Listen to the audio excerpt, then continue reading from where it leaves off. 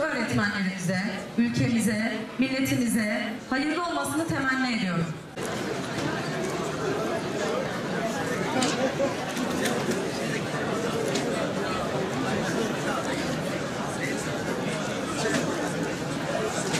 Dolu yüreği sunmaktır.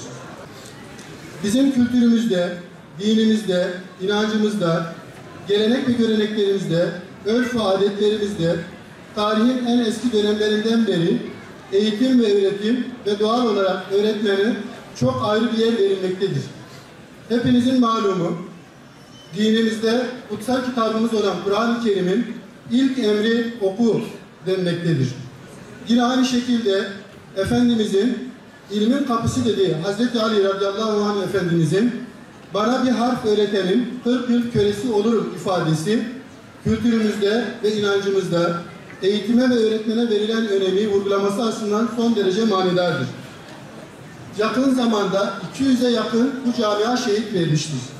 Ama şuna inanıyoruz ki Necmettin öğretmenler, Aybüke öğretmenler, Neşe öğretmenler hiçbir zaman unutulmayacaktır. İlçemize katkılarından dolayı Sayın Kaymakamımız Mehmet Yüzel'i sahneye davet ediyorum.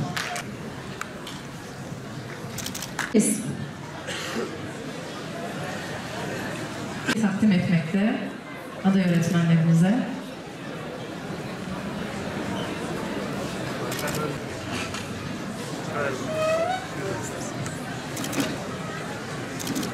Baş döndürücü bir gelişimin olduğu bir çağda yaşıyoruz.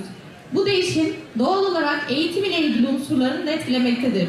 Eğitim artık durağan bir süreç olmaktan çıkmış, sürekli sorgulanması gereken dinamik bir süreç haline gelmiştir.